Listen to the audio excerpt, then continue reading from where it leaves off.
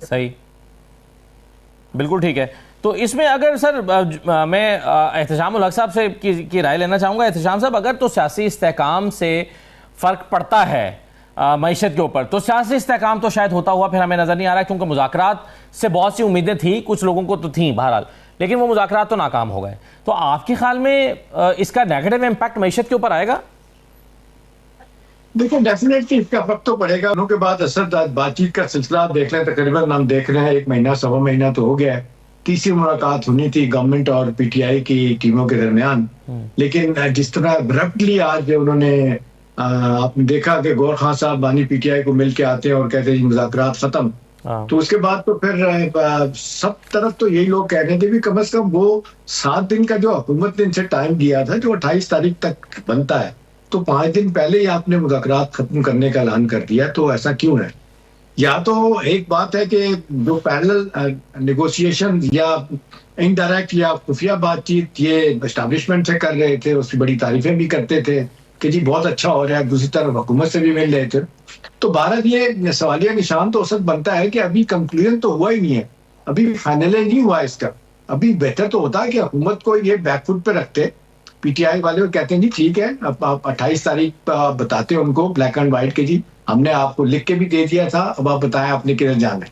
لیکن سیاسی طور پہ مجھے لگتا ہے کہ بہت بڑا دھچکا لگے گا، کیونکہ لکھنے والا بھی بولنے والا بھی ہسٹری لکھنے والا بھی یہی کہے گا کہ جی عین موقع کے اوپر جبکہ ابھی 3-5 دن رہتے تھے یہ مذاکرات ابرپٹلی ختم کر دی ہے، تو اس کا تو نقصان پی ٹی آئی کو ہوگا.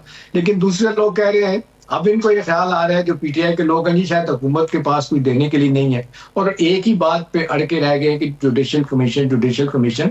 ابھی دیکھیں نا، ایک بات تو مجھے ذاتی طور پہ لگتا ہے کہ جس کی وجہ سے مذاکرات یہ ابرپٹلی ایسا ختم کیے ہیں، وہ بیان جو علی امین گنڈا پور کا ہے، جس میں وہ بڑا واضح طور پہ سی ایم کے پی یہ کہہ رہے ہیں کہ جی 9 مئی میں ہمارے لوگ انوالو تھے اور کچھ پھٹک گئے تھے ہمارے لوگ، انہوں نے غلط کیا، نہیں ہونا چاہیے. تو یہ اعتراف جو کر لیا آپ نے، اس کے بعد حکومت یہ کہتی ہے کہ ابھی تو ہم نے کمیشن کی بات ہی نہیں کی بنانے کی. اگر فرض کریں ہم جوڈیشل کمیشن بنا بھی دیتے تو ہم اس میں یہ بیان رکھیں گے علی امین گنڈا پور کا، جس میں وہ خود مان رہے ہیں کہ ہمارے لوگوں نے کام کروایا ہے. تو یا تو مجھے لگتا ہے کہ ان کو یہ لگا کہ یہ علی امین کا بہت ہی جس کو کہتے ہیں یہ بیان ایسا ہے جس سے ان کو بہت ان کے سیاسی سٹینڈ کو دھچکا لگا ہے، تو اس سے پیچھے ہٹے. لیکن اس کے علاوہ مجھے لگ رہا ہے کہ ڈے ٹو ڈے بنیادوں پہ ایسے جس طرح لوگوں کو یہ جن سے ملاقاتیں کرتے ہیں، بانی پی ٹی آئی ہو، ان کی اپنی جماعت کے لوگ، اصل مسئلہ جو ہے نا وہ اہمیت والا یہ ہے سب کہ کسی کے پاس کوئی ڈیلیگیٹ نہیں کی اتھارٹی. ان کی کور کمیٹی بھی ہے، ان کی سیاسی کمیٹی بھی ہے پی ٹی آئی کی، لیکن فیصلہ کوئی نہیں ہو سکتا. 26ویں آئینی ترمیم کو آپ دیکھ لیں، جب مولانا فضل الرحمان صاحب غور خان کھڑے تھے، اور یہ سارا کا سارا یہ وہی اسکرپٹ ہے جو پی ٹی آئی نے دیا تھا، جو مولانا فضل الرحمان کہتے ہیں ہم نے منظور کروایا. اور آپ نے بھی دیکھا، میں نے بھی دیکھا، غور خان صاحب کہتے ہیں بہت اچھا ہو گیا لیکن ہم مجبور ہیں، ہمارے بانی نہیں مانتے اس بات کو.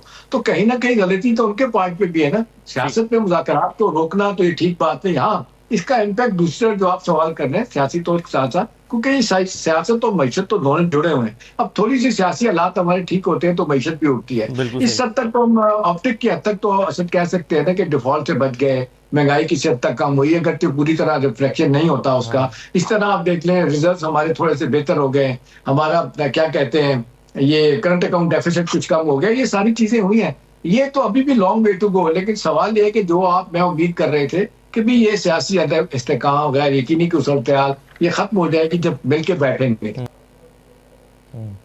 بالکل صحیح، اصل بیماری ہے اس میں. احتشام صاحب، میں ایک تو آپ سے ذرا پیکا پر کامنٹ چاہتا ہوں کہ پیکا جو آج اس میں ترمیمی بل آیا ہے 3 برس تک قید اور 20 لاکھ روپے تک جرمانہ.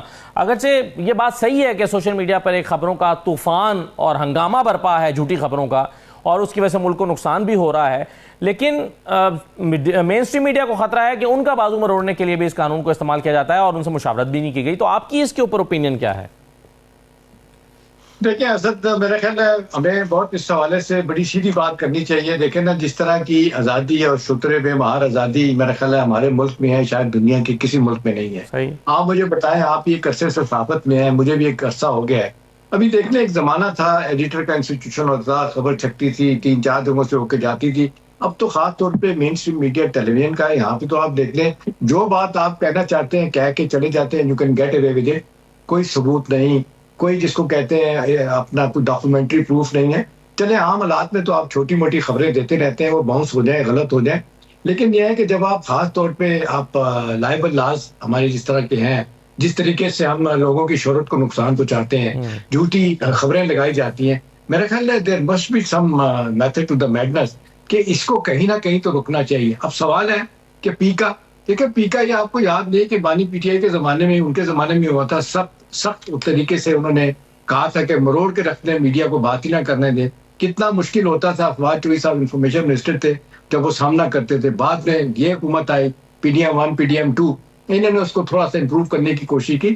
لیکن اب اس اسٹیج میں جو کچھ ہو رہا ہے, لیکن آپ جس بندے سے بھی آپ بات کرتے ہیں, اب تو میڈیا کیا رہ گیا, آپ میڈیا ہے, میں میڈیا, عام آدمی جو ہے نا وہ صافی بن کے بیٹھ گیا ہے بغیر تصدیق کے. لیکن ہمیں تو یہی بتایا جاتا ہے, نبی صلی اللہ علیہ وسلم کی حدیث ہے کہ بغیر تحقیق کے سنی شرائی بات کو آگے کر دینا یہ کسی جھوٹے کے لیے کافی ہے. ہاں میرا خیال ہے گورنمنٹ زچ ہو گئی ہے, لیکن کیسے ان چیزوں کو روکا جائے گا.